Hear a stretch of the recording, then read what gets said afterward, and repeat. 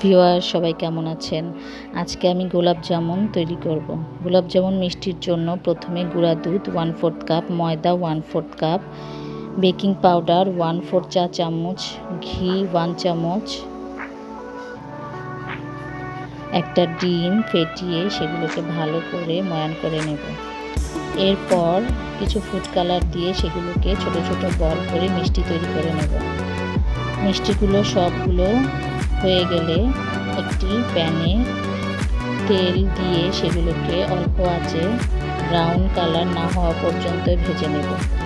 সবগুলো brown colour হয়ে গেলে আমি উঠিয়ে অন্য একটা হাঁড়িতে 1 কাপ চিনি 2 কাপ পানি জাল করে সেই শিরার মধ্যে মিষ্টিগুলো দিয়ে দেব।